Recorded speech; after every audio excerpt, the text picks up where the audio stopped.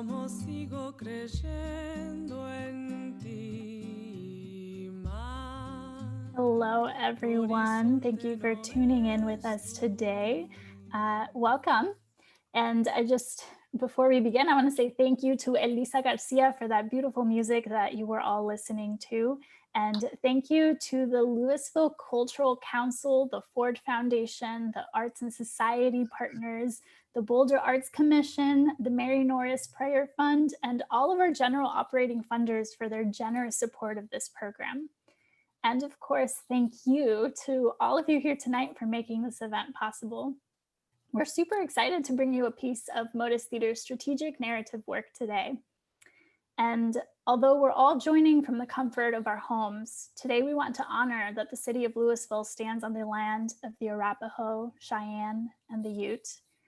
And I want to honor that we are all probably processing a lot of pain, trauma, and emotions due to COVID-19, racism, and health and economic fears. My name is Tanya Titus. I am an undocumented immigrant. I am a monologist in Motus's Undocu America series and the National Outreach and Education Director for Motus Theater, where we create original theater to facilitate dialogue on critical issues of our time. We use the power of art to build alliances across diverse segments of our community. And one of our strategies to strengthen our community and our country is to present allied performances where we ask people who are often in positions of public leadership in our communities to stand in the shoes of an undocumented person or a formerly incarcerated Motus monologist and read their story aloud. These readers don't need to agree with everything they read in the story. They actually just need to be willing to suspend judgment, model courageous empathy, and see the world for a moment through someone else's eyes. Tonight, we will be sharing 4 autobiographical monologues from Motus Theater's JustUs project that will help us more deeply understand the impact of the criminal justice system so we can reflect and take action. These monologues were created in a Motus monologue workshop in collaboration with Motus's artistic director, Kirsten Wilson. We are honored to have Dereck Bell, Brandon Wainright, and Joaquin Mobley read their own autobiographical monologues, and Maurice Cox, the teaching pastor from Ascent Community Church, step into the shoes of Daniel Guillory by reading aloud his story. The reading will be followed by personal reflections from the monologist and reader, and then we will be joined by a special guest, Jessica Howard, the Racial Justice Campaign Coordinator for the ACLU of Colorado. And tonight, in between each monologue, we have the pleasure of listening to the musical medicine of vocalist Jann Oldham from Louisville, Colorado. She has chosen short musical responses to honor each monologist that she hopes will inspire the storytellers and keep us all moving forward to support true justice. I'm going to put a link in the chat of how you can support Motus Theater. We did not charge tickets to this event, but we think that after you hear these stories, you will want to support our work so we can bring these stories to schools, theaters, churches, and communities across Colorado and our country. And without further ado, we'll actually begin with Brandon Wainright, who actually has an illness in his family right now. So we will be sharing a video we pre-recorded from his home, but he is at home watching, so we wish you all good health. Well, trying to live, I lost my life. At birth, I was named Brandon Marlowe Wainright. That is the name my mother used, as well as the teachers at school. On the street, my name is Doug, D to the UB, or you can call me Young Black King. But on a serious note, let me tell you that 90% of people from my hood are considered failures. And I'm supposed to act like I can't be part of that 10% because of the way you think of me and because my ways are often too ignorant. I have a young mother, young father, brothers and sisters at home, barely food in the fridge or water, depending on if it was on. I'm surrounded by old heads and youngins walking around with handguns, and they won't hesitate to let me know what they think of my honor roll ass if I can't fight. School is kind of a sanctuary, if you will, or safe haven. It's like, look, I can be myself. I can be a nerd. I can be a thespian. I can do sports. I can do whatever I want while I'm in school because I'm living my life. This is how I want to live. This is how I want to live. But outside of school, I put on a whole other mask. I fight, and I fight, and I fight. I am Dub, and me and my gang, we do what we do. Big time shoplifting, small time drug dealing. Like I said, in my hood, 90% of the people are considered failures, and they are the people whose approval I need in order to survive. And you might not like the guys I hang out with, but they are the only ones who have my back, and I have theirs. Oh yeah, I do. And this is not the life I want to live, but it is the life I have to live. Things become harder when I turned 16. I stood up for my brother against my father, and for that, I am out of the house. I'm no longer his mouth to feed. From 16 on, there isn't anyone giving me a roof, clothes, food. I have to go and do that with the help of my gang. And that's why I said I had to live. I had to find a way. And then I was losing my life because at a young age, trying to be an adult, you know, you can't really have a life. You got to kind of give that up. But still, I stay a star student, honor roll, state champ, athlete, blah, blah, blah. Against all odds, I still kept my cards. I kept my cards, man. And by my senior year, it is clear I'm going to be part of that 10% that makes it. That makes it. I mean, women, money, cars. I'm headed for the NFL. I have a full ride sports scholarship. I'm choosing the offers. I'm even going to be prom king. Who would have thought, right? So with all this heading my way, did anyone ask me why on January 12th of my senior year, I shoplifted? You know, let's just say I robbed 6 video stores in one night. 6 in one night. Instead of working hard to prove what a terrible criminal I was, did anyone consider I might also have been a young man having a hard time and needing some help? Did anyone sit in a circle with me and say, Brandon Wainright, what were you thinking? 6 stores in one night? You must have known you was gonna get caught. For a few $1,000s, you threw away a $100,000 full ride college scholarship. You were going to be part of that 10%. Why? Why, Brandon? No, they didn't ask. They charged me with robbery. They kicked me out of school. They made an example of me.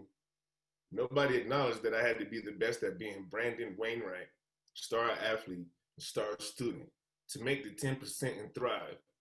And that I had to be the best at being Dub, to have shelter, food, and survive. They didn't acknowledge that. I was locked in a terrible split that put surviving and thriving at war with each other. They acted like Brandon, the high school vice president of the future business leaders of America, was alive, and that I had finally shown my true colors, Black. As if I was by nature essentially a criminal. Nobody in the justice system or the school system cared enough to even ask why I did what I did. Nobody. And well, yeah, it's a long story. It's a very long story. But let me just say, at that moment, at the moment I made that decision, I was exhausted. I was exhausted by the fight, and I didn't even care. You wanna know why I didn't care? Because that night I was hurting. I didn't feel any love. You know why I didn't feel love? Because I wasn't getting it from the parents who I thought had made me their son. They didn't come to my games. They didn't care I was on the honor roll, that I was going to college, that I had a scholarship. And why wasn't I getting that love? because I was living on my own at 16, away from the only home I had known. And because my parents were young, they hadn't grown up with much love either. And they were busy fighting poverty, fighting racism, fighting their own ignorance, fighting to survive themselves. And tired of fighting with me and struggling with how to raise a young Black son in a place where the streets have so much power and the parent has so little. Or you can just knock it down to the fact that where I was raised, you're either born with it or you're born without it. And no matter what you apply that to, and I thought I'd rather be caught with it than without it. I'd rather die on my feet than live on my knees. I needed money to live, for food, for shelter, for clothes on my back. And maybe to graduate looking nice in that prom king suit I was gonna buy with some of that cash. Yeah, it's a long story that you slam into one righteous move with your gavel, and you would have to actually care about me to understand. So instead of any help and support dealing with the challenges I faced, I got a lifelong label as a criminal and more obstacles to overcome. I was already tired of, and the fight just got harder. But I'm not giving up. I have two beautiful daughters, London and Anina.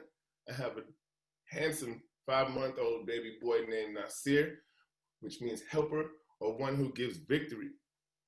So everything that I do from this point on is for my kids and for my family, because they would never go through what I went through, because I'm always gonna be here, whether physically or spiritually, I'm always gonna be here.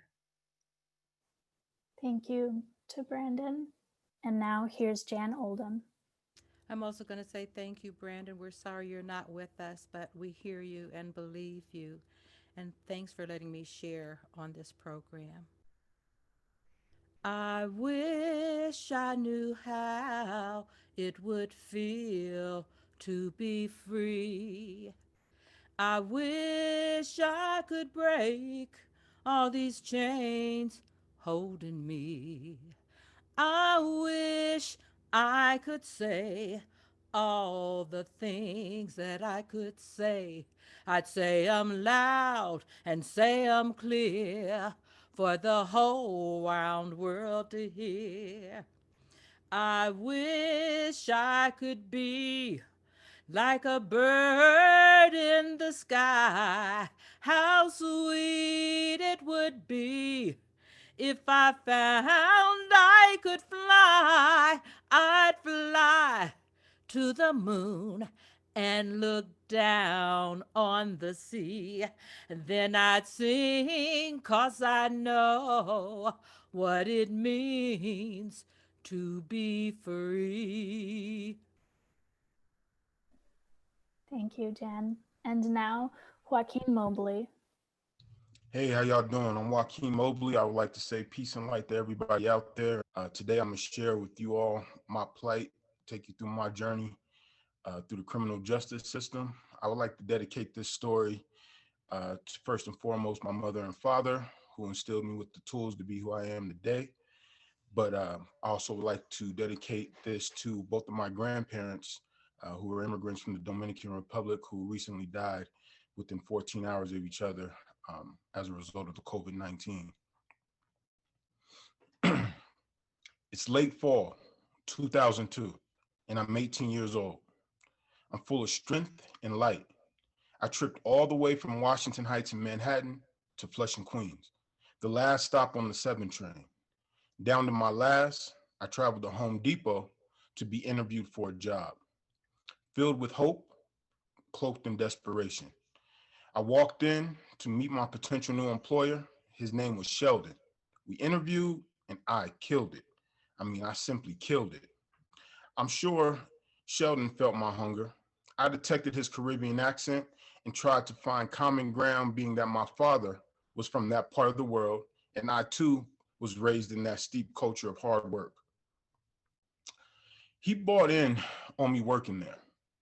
He told me how much I was going to love the job and, that I would make good money.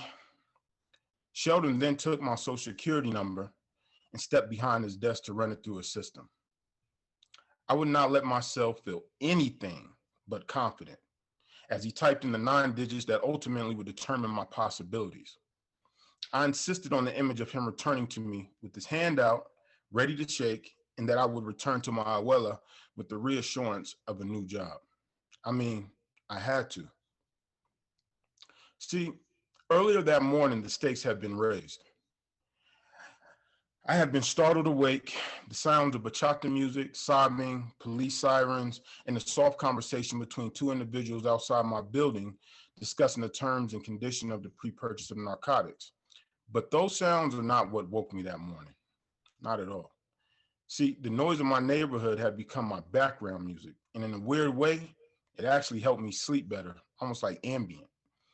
I could usually drown out even the loudest of those sounds, but that morning, something was different. Something was wrong. See, there was no sweet, beautiful aroma of fried yuca, eggs, and onions that my abuela makes for me and my abuelo every morning before we go off and handle our daily business. Nor did I hear the sound of Telemundo coming underneath my bedroom door. When I opened the door to my room, still halfway asleep, wiping the coal out of my eyes, I discovered the sobbing sound that I had grown immune to was coming not from outside, but inside, from our family living room. It was my abuela who was sobbing. I ran to her side and kneeled down in front of her.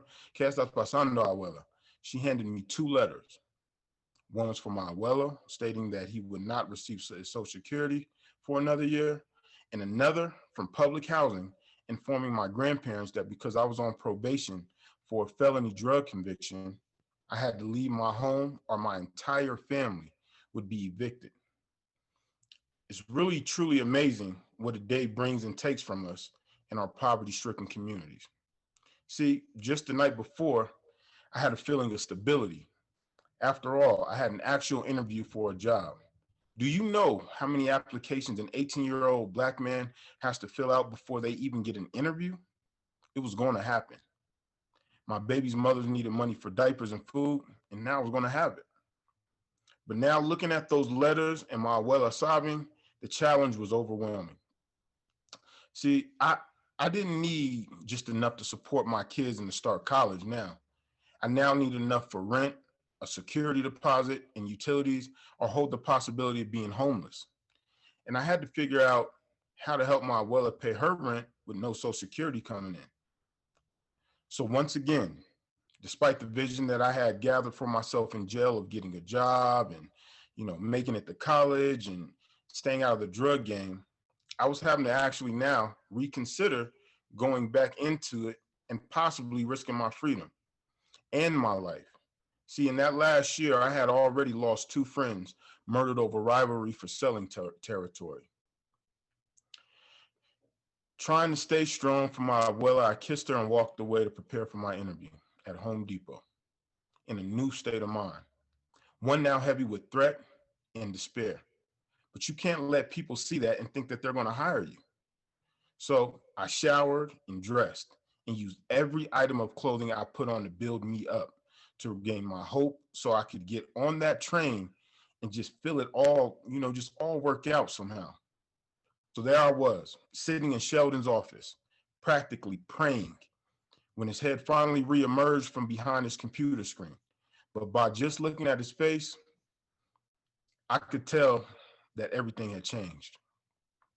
I was now dead to him, or at least untouchable. He wouldn't even look at me. The numbers had rolled out and I was officially unhireable. I started talking fast, trying to regain my ground.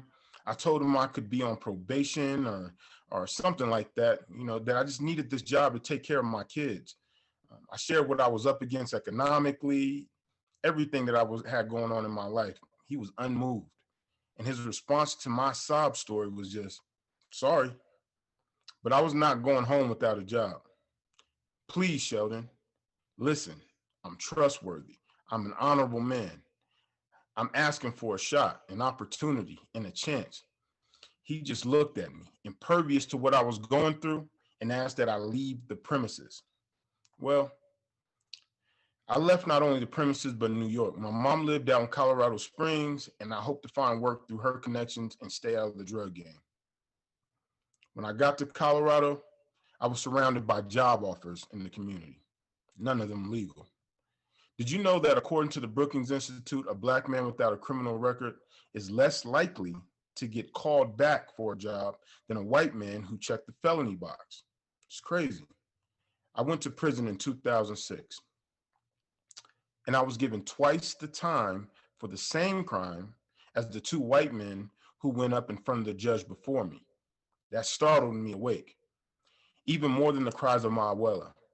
I was awake and angry with the injustice of it, and fierce with the intention of alchemy to take the steel, the concrete, the brutality, and disregard they gave me as DOC number 147388 and turn it into my own armor. I may have to fight to survive, but I will not be your entertainment. I'm definitely not your victim, and I will not let you make me your victim. Every day I gave myself a new challenge to help me keep my focus and sanity. First, I built up my chest, my biceps. Then I learned how to read and write in the language of my abuelos, Spanish. After that, I learned to read Arabic, the language of the Black leaders in prison who are resisting with self-respect, self-love, and prayer. I re-enrolled in college and got several certifications despite all the obstacles they put in front of me to getting my education in prison. And even with this arsenal of strengths, it was hard to stay out of prison. When I was finally released, they let me out with just $10 in my pocket. No fresh clothes, no hope, nothing. I almost didn't make it, despite my nearly 10 years preparing for that very moment. But I did, and I'm here. And now I work to support other people coming out of prison systems, guiding them as they take the skills they learned in illegal economies and transform themselves into entrepreneurs with legal opportunities, because this system simply wastes our brilliance. Thank you. Them that's got shall get, them that's not shall lose. So the Bible says, and it still is news. Mama may have, Papa may have, but God bless the child that's got his own. Rich relations give a crust of bread and such. You can help yourself, just don't take too much. Mama may have, Papa may have, but God bless the child that's got his own, that's got his own. Thank you, Jann. And now Dereck Bell. Okay. First and foremost, I would like to dedicate this to everybody who's got a chance to get second chances and just make the best out of it. You know, we have a lot of people who's pretty much deprived and still stuck in their situation still. So I know it was a bit different earlier, but that's where I wanted to show my dedications to. I didn't know what led me there. It was 2 a.m. I was in my car parked across from the prison.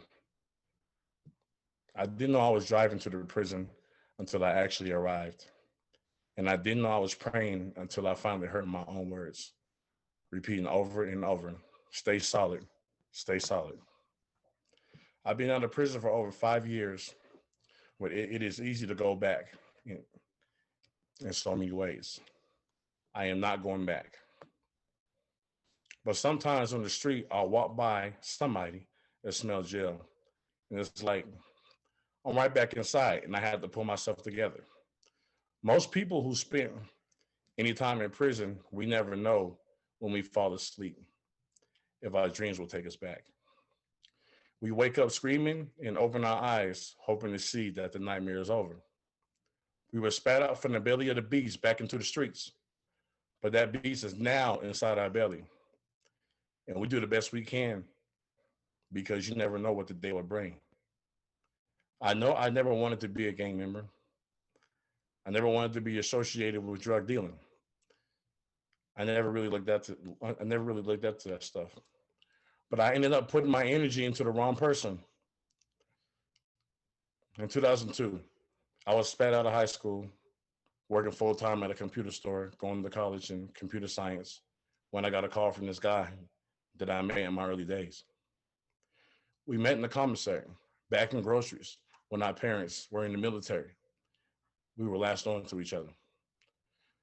We would go to parties together back in high school, and there would be times that he'd get into fights, and his fights were my fights. I literally fight his fights. And not because I thought he was going to get beat up, but because I wanted to show him that you got a brother with you. You know what I'm saying? I guess I always wanted to be like my dad. He was very intense. He'll fight you for looking at him wrong. At the same time, he'll give everything to you. He was loyal. He was strong. He fought with his brothers, for his brothers in the Army. When my old friend called, I hadn't seen him for years. But when he showed up, we were right back with each other. Those were some of the best times of my life.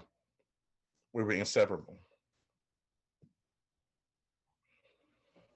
Even dated the same women. Obviously, old friends. And he needed some help with his business. I was all about it. I had the computer and counting the skills to make all of the money from the drugs we were selling high. I wasn't planning on getting into drug trafficking, but I turned my world from something legit to a throw out from a friend for, the love of money. You hear all the time of how addictive drugs are, but we don't talk about how addictive drug selling is. In that year, 2003, I went from ashy to classy, from counting pennies to having rolls of hundreds in my pockets, from driving a 98 Toyota Camry to driving a 2000 GMC Envoy, from being treated from a world, at first from a nobody to a somebody. And I'm just coming out of high school, man. There's no longer a teacher or a coach asking questions about what I'm up to, because they know you. They know you want something great and you're trying to build something gracious.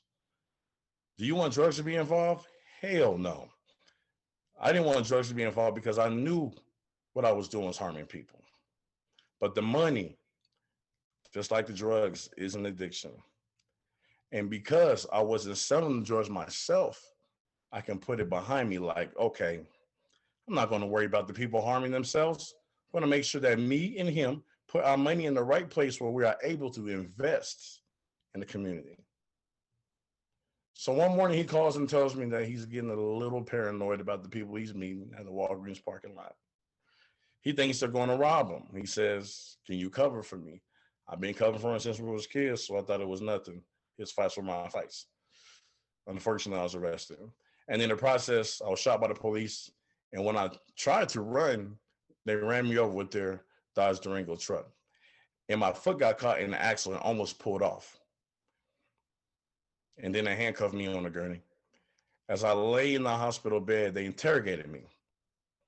Not even have known what really happened. Trying to get information on him. They didn't care I was in intensive care. I refused to say anything.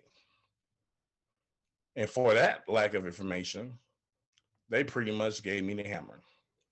I thought by being silent, I was saving his life.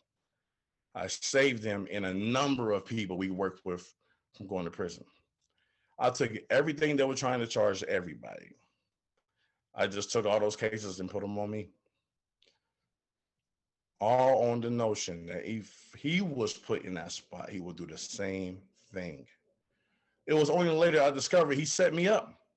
The case was all on him, but he knew if I showed up instead of him at the Walgreens parking lot, they put it on me. I was not charged as an accountant on a drug state case, but labeled a mastermind drug dealer, trafficker, and sent to federal holding. And the fact is, I was guilty of hiding a major drug scheme. I had misplaced my loyalty and courage on the wrong person for the wrong ends. I had been lured into denial by money and desire for a true brother. That's it. I had hurt people by selling drugs to my community. Of that, I was guilty. But why is it that I can be sent away for a decade on a nonviolent drug charge, and yet the DA and prosecutors who sent me to the prison of violence and assault are presumed innocents? because they know what is going to happen to you in there. They know what is going to happen. I knew nothing about surviving those environments, no damn prison politics. I didn't know nothing about that stuff. But I did know if you come attack me, if you put me in the center of brutality and try to assault me, well, you're going to get what you got coming. I'm going to beat the hell out of you. I wasn't into violence for violence. I was a ball player. I was a college, computer student. I was just a man-to-man fighter, you know what I'm saying? But they sent me into that evil place. And it's crazy in there. 1 minute, there's a group of men standing in a circle, and then bam, got his eye took out. Damn, he got hit with a locking sock. What's going on in here? I don't want my head slammed in the concrete desk. Don't want to be raped. I don't want to kill nobody, but I definitely don't want to be killed. Every chance I got, I was calling my mom, crying like, I don't want to be here. I don't want to be here. I was on my own in the feds, no gain, no protection. So a few men tried to number me up. They got me in the cell. I looked at all of them and I said, sometimes someone's is about to get hurt. Seriously. Somebody's about to get messed up. But one of them ran in on me. And by the time he ran, I did what I needed to do to survive. And if a corrections officer had not seen enough what happened and been willing to speak up for me and say it was self-defense, I would still be in prison right now for attempted murder. Even though I was determined not guilty, the criminal justice system still took my innocence away because they put me in a position where to survive, I had to stab a man in the neck. Not many people have to go through that. And his blood was just pouring out of his body all over me. All over me. And it should be all over the judge, the DA, and the prosecutors, them too. It's not the worst of it. Do you know how much of this system actually kills white, black, and Mexican people? Like kills them mentally. By being good kids, whatever. Not really that much training. And they get sent to those evil environments on one mistake. One. And by sending them to prison, they have already killed someone, but the DAs, prosecutors, and judges don't get charged for that. This is paperwork pushing. It's not just the inmates. What do you think happens to the corrections officers? At one point, it was their first time seeing it as well. It was their first stabbing. It was their first rape. You watch the new ones, the green ones. How the longer they are there, the further they are from their cells. They as well become lost too. We are all locked up in the belly of the beast. And when you leave the beast, it is inside our belly. And at that point, they point at you and they judge you and they say, look at that pit bull, he's dangerous, he bites. Look at his prison file, he's a monster. And they take no responsibility for throwing you into that pit. No responsibility. Well, I take responsibility for myself and what I have to do to not lose myself or give them an excuse to send me back. And I pray for me and everyone in that prison. Stay solid. Stay solid. Because we are not their beasts. We are unknown to them in mental capacity and ability to adapt. Deep inside us, we are sharp business owners, multitaskers, entrepreneurs, loyal brothers, strong fathers. It is true, we've been fed maybe in our belly. And it is hard to control. It's a crazy beast. But with the necessary amount of guidance, power, and love, our true spirit will emerge from beyond its teeth. And that spirit is not impulsive. It is not reactive. It is our true purpose. And broken pieces put together by experience, and it gets stronger by the day of new learning. Stay solid. Stay solid. I am praying for you, man. All right. Dereck, thank you. And I'm You're praying welcome. for you. Thank you. Pray for me. Pray for me. Oh, my brother, pray for me, for me, for me. When you bow at the altar, please, please Don't forget about me. Please pray for me. Thank you, Jann. And now Daniel Guillory introducing his monologue. All righty. And now I would like to introduce Maurice Cox, who will read my monologue. Maurice, the floor is yours. Thank you, Mr. Guillory. I appreciate you handing your story to me in this moment. And I'll do my best to be delicate with it as well as honor your story as well. Thank you. Now, the story of Daniel Guillory's personal story, truth, not facts. The last time I went to jail, I had been there for about 18 months while I was fighting my case. I called my mom. Yo, mama, you guys want to come bond me out? She said, well, let me talk to your sisters, see if we can get up the money. She talked to my sisters and they said, no, ma, he's up to the same thing. He's going to go out and get right back into the drugs, so we ain't in. But my mom said, well, I'm going to come get you. She went and got a loan and came and got me. I was strong in the word and I meant what I said. I was done with crack. After my mom bailed me out, I went to pick up my car that had been impounded while I was in jail. Right before they arrested me, they had searched my car, tore it up. I mean, tore it up. I had a nice Cadillac. They pulled everything out of it and they could. They hadn't found no dope in the car. I was finally arrested for what they had found in my house. I drove my car home and as I was slowly putting the insides of it back together when I found a pipe under the front seat with a big old rock right next to it. And I'm thinking, did they set me up?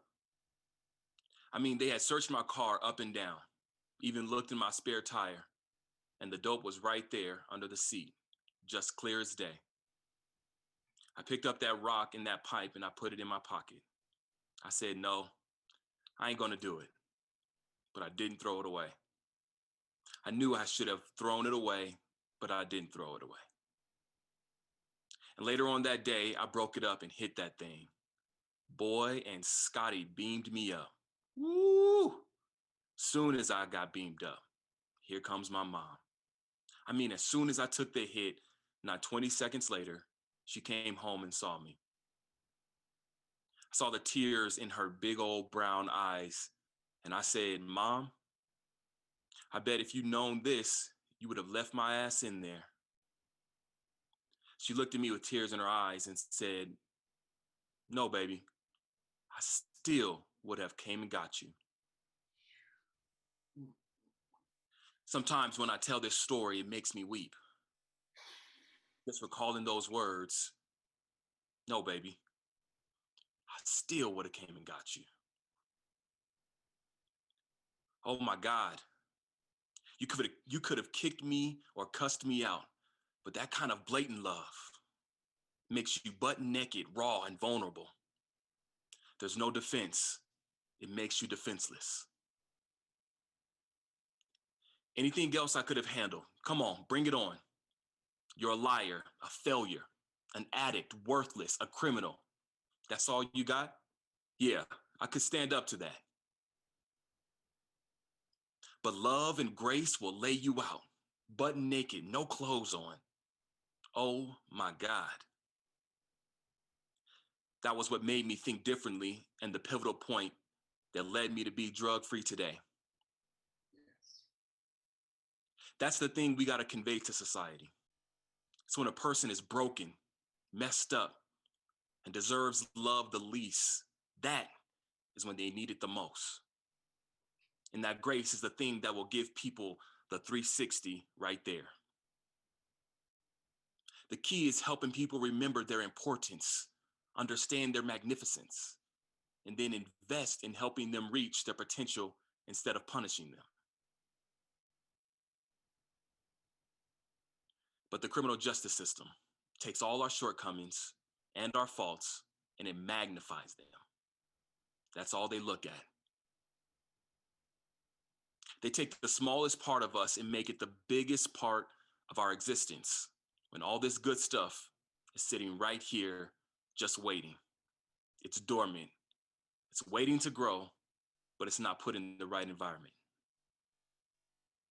And then instead, they send us down a dark tunnel into a place of violence at every intersection, a gladiator school where you learn how to place magazines around your belly in case someone tries to stick you. You learn to always step out of your pants if you sit on the toilet in case you are attacked. And when you act out in that violence, they send you further down into the hole where there are no people, just an overflowing toilet, rats, and isolation. If you were to drop an oak tree seed into a concrete world, it's still alive in there and vibrant, but it's not growing. It's just dormant. But if you take it from there and drop it in a decent place where there is enough sun, earth, nutrients, you don't even have to plant it. Just put it somewhere it can possibly grow, and that thing would take off on its own.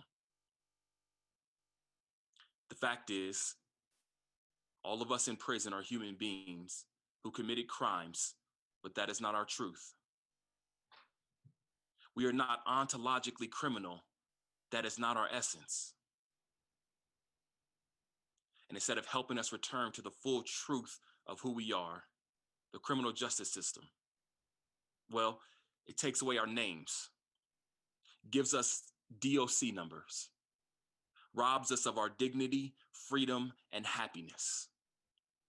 And most of all, the potential to be our best selves that we could have been if someone had tried to nurture us instead of neuter us.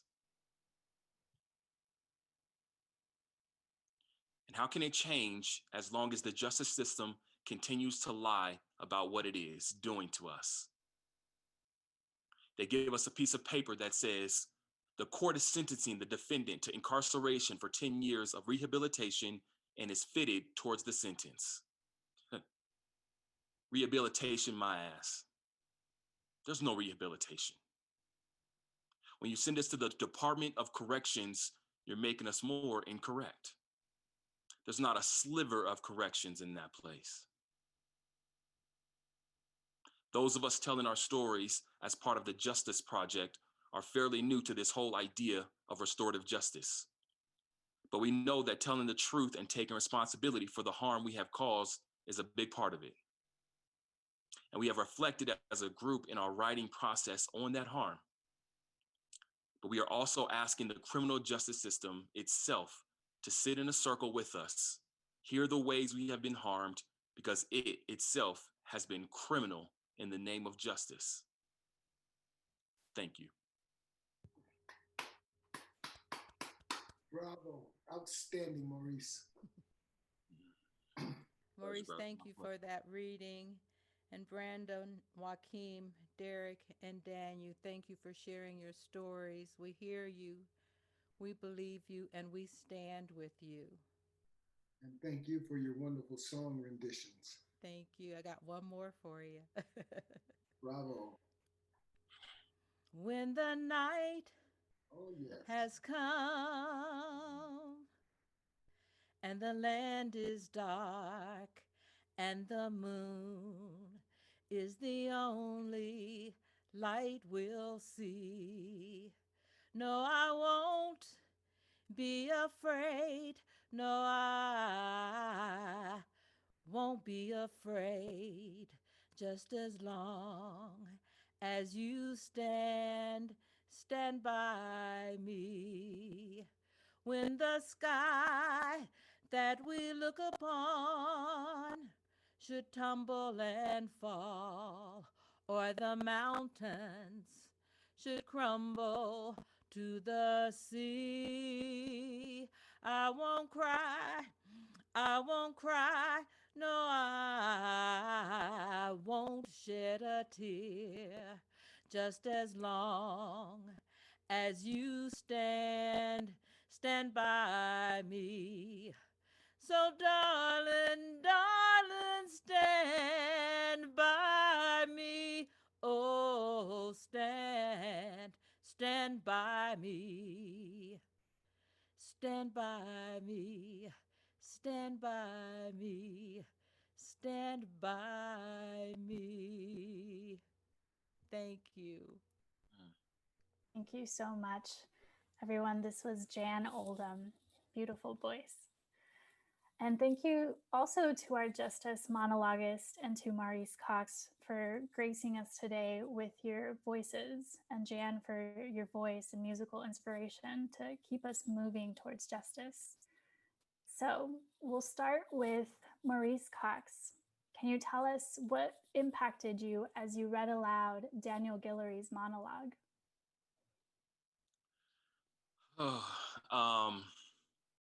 Wow. The story, I didn't anticipate it impacting me the way that it did. First and foremost, I felt the beauty of Daniel's presence being here as I read that, and it carrying me through that story. But I truly was hit to my soul and my spirit of sitting in that moment of his mother's love, and the power and force behind that. It really sat with me, and it really struck me. And I in many ways, my story could be Daniel's story, in with all sorts of instances that take place in life. But I felt the force and the power of love and his mother's love in that moment. And because of that, I think that inspired a lot of just the words that I kept on as I read. It started to become more than just a reading. It started to become something that I internalized. And I'm really, that's going to be some words that I chew on for quite some time. I still would have came and got you. I still would have came and got you. Thank you, Maurice. And Daniel, what most impacted you about having your story read aloud today? Maurice is really, he is such a profound conveyor of emotion. And I don't know, it really struck me powerfully with, with the depth and the tone of his voice in which he relayed my story. And it was very impactful, very, very impactful. It moved me. Although I knew the words that he was going to say when he said them, it was like a surprise. It was beautiful, and I really, really appreciated the way he conveyed it. So thank you very much, Maurice. Thank you, my brother. Thank you. Yeah, and for me personally, that was the moment where I learned that grace is a better teacher than punishment. Grace, punishment modifies our behavior. Grace modifies our mind. It modifies the way we think. So punishment will make you do a certain thing a certain way because of the aspect of behavior. It'll modify our behavior. But once that threat of punishment is gone, the behavior resorts back to its original state. But grace changes the way you think. And the way we think interprets the whole realm of how we interpret life. It's how we think that changes behavior permanently, not a temporary fix. Punishment is a temporary fix for a behavioral problem. Right thinking is a permanent fix for a behavioral problem. And it's contrary, but I learned that from the master of the universe. God himself is a God of grace, not punishment. And I mean, once it's employed, it works if you work it. It's amazing. Preaching, brother. You preaching, brother. All right now. Thank you so much to both of you for that. And in a moment, I'm going to bring on Jessica Howard, the Racial Justice Campaign Coordinator for the ACLU of Colorado. But before you do, if you found this performance impactful, please schedule your Colorado Gives Day contribution to Motus Theater today and help us reach our goal of $12,500 by the end of December 8th. Your contribution will support Motus's JustUs project in 2021, including an autobiographical workshop with a new group of formerly incarcerated leaders, monologue performances, and allied performances with law enforcement, religious, and civic leaders. You can make your contribution today and schedule your Colorado Gives Day gift using the links we're sharing in the chat. And now I'd like to introduce Jessica Howard. Thank you for being with us today. Thank you so much for having me. I mean, I truly just want to say I am so humbled to be here and to be able to listen to Daniel and Brandon and Dereck and Joaquin's stories. I think for myself personally, it brings back memories of what it is like as a family member to love someone through addiction and through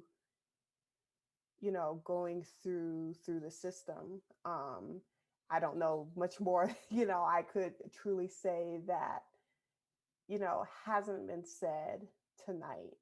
I mean, certainly I can tell you a little bit about our program and our campaign at the ACLU. Of course, as a nonprofit organization, racial justice has definitely been very much a part of what we do here in Colorado. Having, I am the first racial justice campaign coordinator for our affiliate, which does serve the entire state of Colorado. But certainly, as I was hearing through these stories, there's a lot of things that came up for me in terms of the work that we do. For me as a campaign coordinator, the way that I do most of my work is through education and organizing, and particularly in terms of educating folks about the racial injustices that we see in many aspects of our systems and that stand in the way of having an equal society. And that is definitely, we see that in our criminal legal system. And I'll tell you a little reason, later as to why I call it the criminal legal system and not the criminal justice system. And a lot of it has to go towards the words that Daniel has said, in his monologue through particularly what was read by Maurice. And so, of course, at our organization, we're committed to holding racial equality. Certainly this year has been very much of a flashpoint moment in terms of what we've been seeing during the summer through the deaths of George Floyd and Breonna Taylor and even Elijah McClain here in our own state, and that how we have a community, a society who's saying we are fed up with this. Yes. And so we're out in the streets, we are protesting. And in response to those protests, we see even more police violence. And so, with that, I think that there has to be a shift in terms of the way that we see and do our work, shifting from more of a reform here and a reform there. Well, what is there to reform? The system works. It's working the way it's designed. And so what are you trying to fix? And so definitely trying to shift the way in which we think about how we solve, what we believe to be social problems. There's no reason why the criminal legal system should be the entry point for someone to get the help that they need. Because again, it wasn't designed to do that. I mean, some of the things that I think really stood out to me, definitely from the monologue, from Daniel's monologue, right off the bat is the issue of money and cash bonds, and that you could sit and languish in a cage for 18 months and you are legally considered innocent.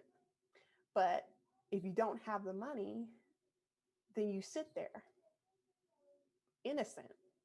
And those that do have the money get to go out and continue about their life.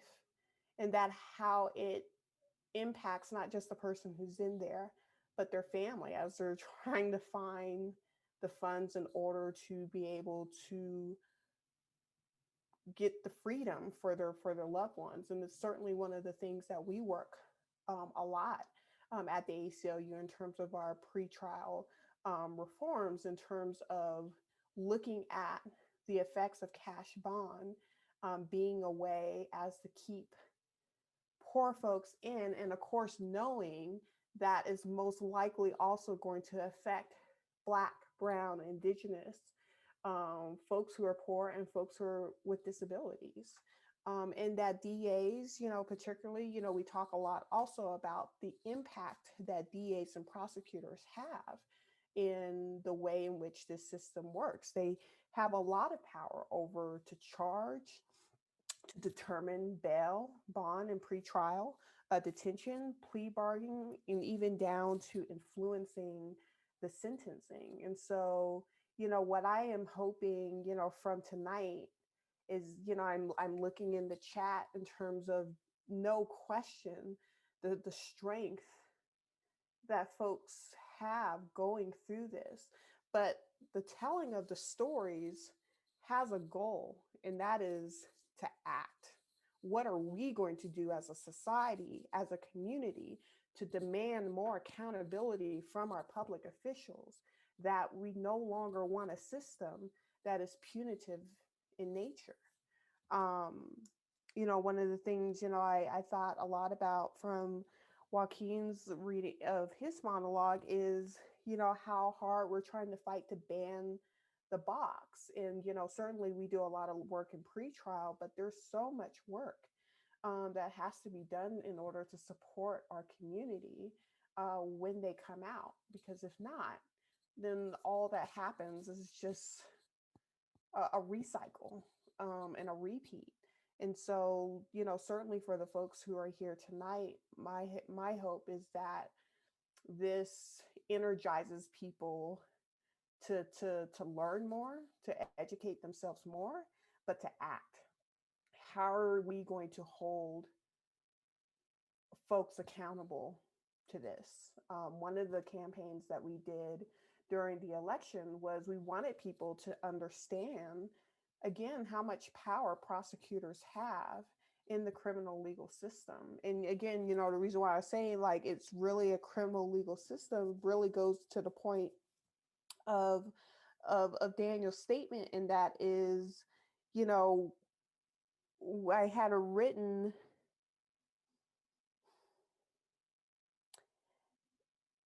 that the system, there's no justice when the system is criminal in itself. Where's the justice in that? And so we keep calling it a justice system when really it really is just this process in terms of being punitive, whether it's from Brandon's experience in terms of the school to prison pipeline, and how we like to criminalize particularly our Black young boys and men, to feed them into the system, all the way down to families trying to support their loved ones, and how much money is extracted from our own families just to keep in contact with our loved ones. And so, at the ACLU, certainly one of the big things that we are trying to work on currently is decarceration, particularly now, because COVID-19, it's a hotbed. These institutions aren't designed to keep people safe or to rehabilitate. And so why we would expect jails and prisons to follow safe protocols is beyond me. But it's not, it's folks who are medically vulnerable in these prisons and jails, but it's also, the correctional officers who then work there and then bring it back into the community. And so one of the things is that we're certainly pressing our public officials, particularly our governor, because he has a lot of sway in this in terms of what are we going to do as a society to really just start beginning to looking at who's in prison and jails. Why is someone serving 50 plus years for a nonviolent drug offense, and to be left, at the whim of getting sick. No one deserves to die of being sick in prison. No one. I want to make sure that we really understand that. So just, for the audience, just really think about like not just how these stories impact you, but like what are you going to do about it? What are we as a society going to do about it? So certainly, there's plenty of organizations that are out there working on decarceration work. Certainly, you could go to the ACLU's website to learn more about our decarceration work during COVID and how we're trying to get people involved in terms of whether it looks like writing op-eds, writing postcards, talking to your legislators. But it's time for us to stop thinking about reforming and time to start thinking of a different way, because this isn't it. But again, I just thank you so much for inviting me here.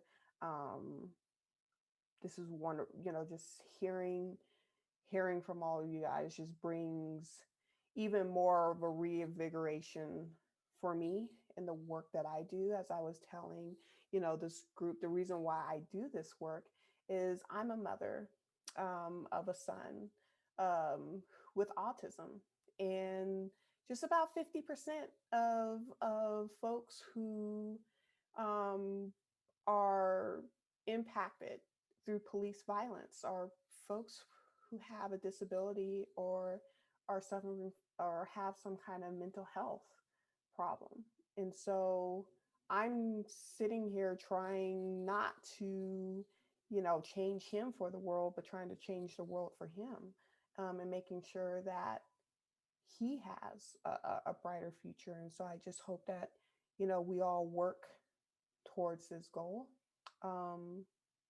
And just, again, lift up our community and support our community, particularly when they come out of these systems, because it's brutal and it's real. So thank you so much. Thank you, Jessica, for sharing with us, for your honesty, and for all the work that you're doing.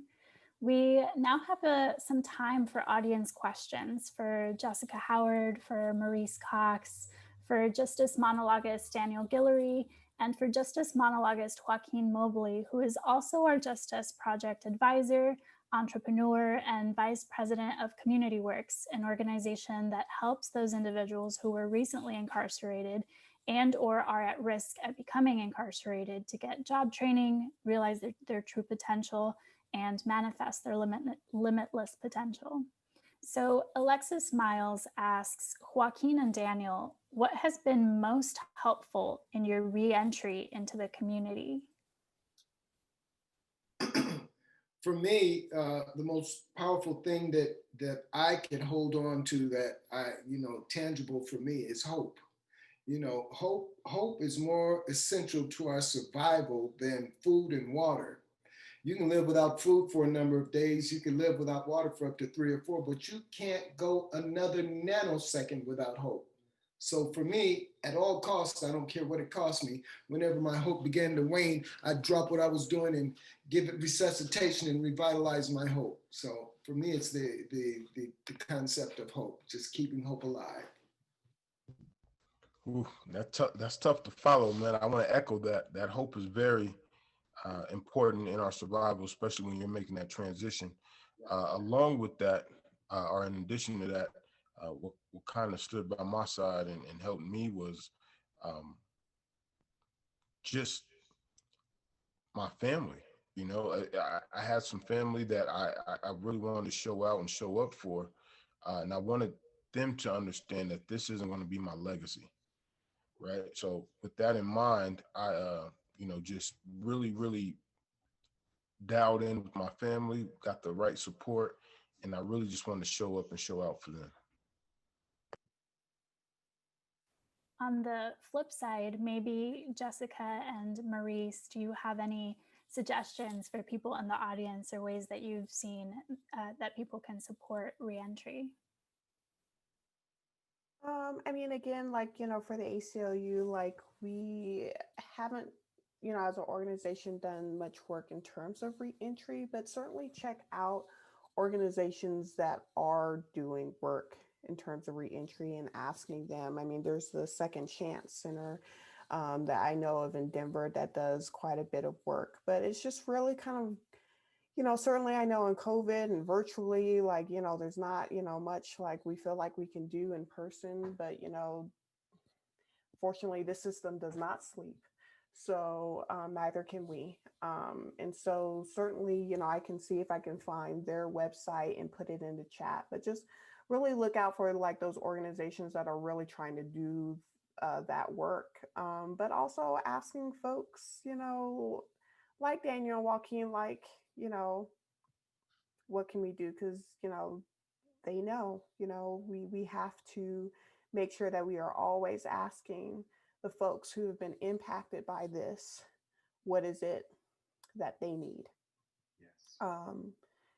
Going through an organization is fine, but if you know someone who is just re-entering, ask them what they need, because I think sometimes we'll be surprised that somebody really is as simply as having a meal or a place to stay, because that is Essential. That's really what it's coming down to. Yeah, and I would just echo that same thing. There's a saying that those closest to the problem have the greatest solutions. And so listening and being able to just be proximate to those who are impacted by the criminal legal system is going to be very important. Just a small addition also coming from the faith community and the faith background. I would just echo and just kind of add the layer, and not saying that we have been the best at being a community at all, but community is so important, and being able to, on the spiritual side of things, be there and offering grace, like Mr. Guillory said. I think just as far as reentry goes, hope and the spiritual side of things, I think is vital, and I think it is important. So community and strong community and those that are around to support and to just be there and to be present and to be standing in the gap with those who are impacted, I think is so huge. That's powerful. You said something, Maurice, that on the spiritual side of things, and as quiet as it's kept, the spiritual side is the only side, because all the other sides, I mean, they're smoke and mirrors. I mean, they're just patches. They just patch things. Where we have to fix things is at the foundation. And we are spiritual beings having a human experience, when the world thinks that we are human beings that occasionally have a spiritual experience. And it's not so. And this concept of employing grace is 100% spiritual. I mean, it's a spiritual thing, and it doesn't have to be religious. I'm not talking about religion. I'm talking about the spiritual aspect of our existence, the very essence of who and what we are. Mind, body, and soul. I mean, it truly is. Yes. Thank you. Thank you for that. There is a question that just says, I have others who would be moved to action if they could see these monologues. Is it recorded and accessible? And the answer is yes. We are recording this, and you will all receive the video, those of you who registered on Zoom. But also you can find some of these stories on our Medium site, and they will soon be in our podcast, Shoebox Stories. And there is a question in the chat also for the monologist that says, it must have felt so vulnerable to share your story. What made you do it? Oh, for me, it was extremely vulnerable. I mean, it was very difficult. And had it not been for the careful and tedious guidance of Kirsten, she did an outstanding job of, getting a group of hardcore guys, and to get us to shed all these layers off, all these layers like onions. And I mean, the camaraderie and the relationship I have with the other 6 monologists is a lifetime relationship. I mean, we were in those classes for over a year. And sometimes we'd be in there bawling like babies. That was mind-boggling to me, how she got us to be that vulnerable with each other, because we're completely foreign to that aspect of ourselves. And to me, it was enlightening and beautiful, and it made me a deeper, more intense person, I think, and I'm very grateful for it.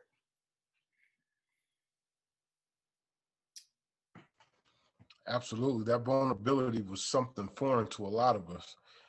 In a lot of the backgrounds and the environments that we grew up in, that's something that you can't show, right? We have to be, as Dereck mentioned, we have to be solid. A lot of us say we're solid as rocks. So what that means in our world is not showing any emotion. And just going through this whole process, it kind of empowered me, enabled me to show that emotion, and it actually helped out with me being a better father, a better husband, and just a better individual all around, because now I feel comfortable, speaking to, certain instances and issues, whereas before that I would just hold it in. So that vulnerability was definitely I didn't even know how to explain the emotion. It just made me feel gooey in the inside, you know what I mean? And I was just like, I don't like this, and now I enjoy it and I love it, and it's a safe place. Yes. Thank you. There is one question specifically for you, Joaquin. How is your abuela? Oh man. Both my grandparents, they died due to COVID-19 back in New York. We put them in you can actually look it up. It was a whole scandal behind it. We put them in this not foster care, I'm sorry. We put this in a like an elderly home called Isabella, right in our neighborhood. And they weren't really sought and taken care of. And they passed within 14 hours of each other. So they wouldn't let us have a funeral. Nothing. As far as we know, that they put them on what in New York, they call it Heart Island. So we didn't even get to send them off right. So I haven't got to go back to New York since. Hopefully I can get back out there and just go sit in the neighborhood and just feel their presence. Thank you for asking. I'm so sorry for your loss, and thank you for sharing that with us. As we near the end of time, I don't see additional questions, but I think it would be a great opportunity for each of the speakers to share some final words of wisdom with the audience. And just what would you like people to know as they go off into their evenings?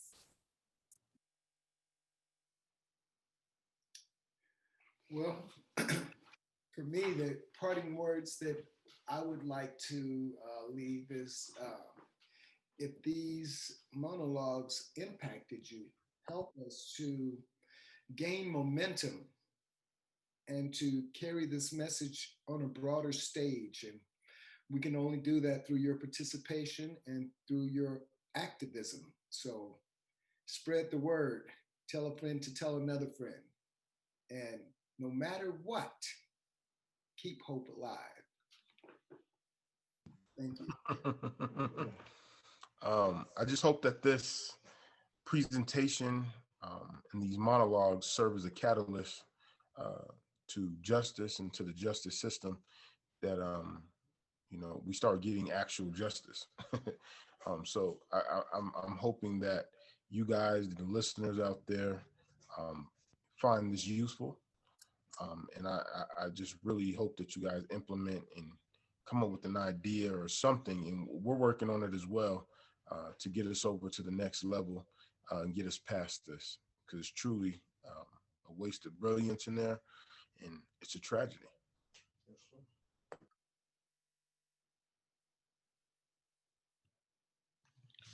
I would just add that my perspective. Go ahead. No, I just wanted to chime in real quick, and it takes just like Mr.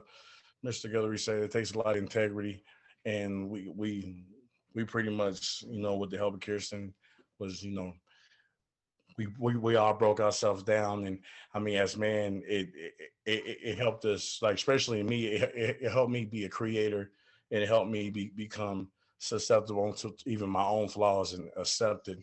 And when you send the message out the way we send the message out, all it is to just gain consciousness. It's like building a building. We're not going to worry about the people coming. All we got to worry about is us building and building and building.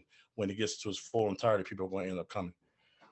So just trust our process.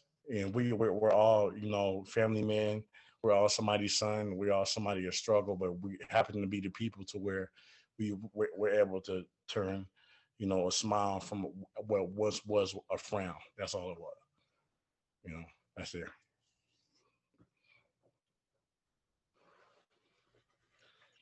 I just wanted to add that for those of us in places of privilege that have not been directly impacted by the criminal legal system, I think it's very important for us to continue to do what Dr. Brian Stevenson encourages, and that's beginning to get proximate.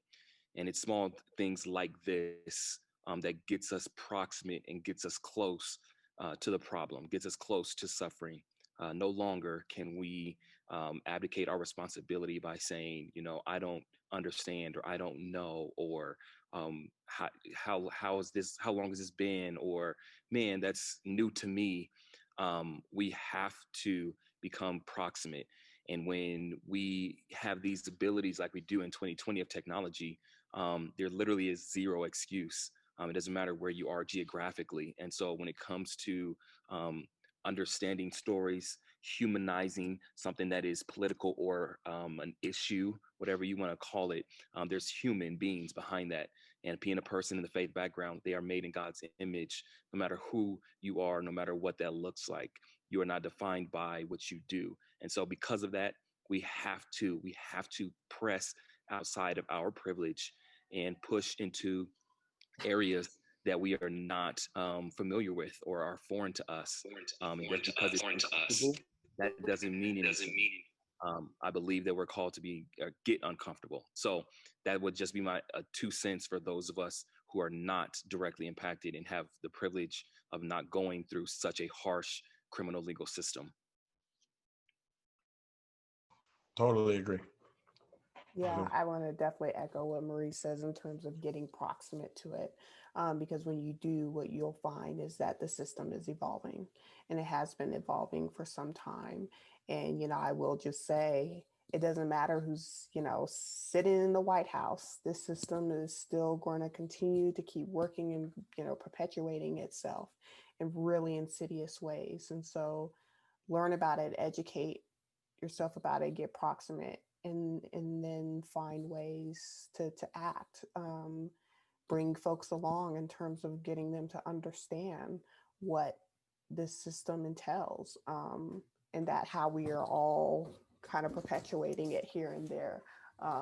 So yeah, I would just definitely say from there, just to keep vigilant, keep educated. Thank you. Thank you all for sharing your insights, your thoughts, and for the questions that the audience shared with us. If you didn't get a question answered, just know that we will have a part 2 to our Just Us event. It'll be on December 3rd. I believe the information is in the chat. So you do have another opportunity to listen to more monologues. And at this moment, I hope you will take a brief second to answer a poll question about the Q&A that will pop up on your Zoom screen. And in the meantime, I just want to say thank you so much to our Motus monologists, Joaquin, Brandon, Dereck, and Daniel. You all were incredible and courageous. And our guests, Maurice Cox and Jessica Howard. And of course, Motus's powerful contributing artists, including Motus Theater's artistic director, Kirsten Wilson, and our wonderful vocalist, Jann Oldham. And if you were moved by our stories, I hope you will share the video of this event with others. We will send a link to this performance in a few days. And that actually ends the program for today. So we hope that you have a beautiful rest of your evening. We appreciate you spending your time with us and expressing civic hospitality by listening deeply to the experiences of our Justus monologists. So with heart and gratitude, have a great rest of your night. And Thank you very so much. much. Woohoo! Como sigo creyendo en ti, mar, tu horizonte no es tu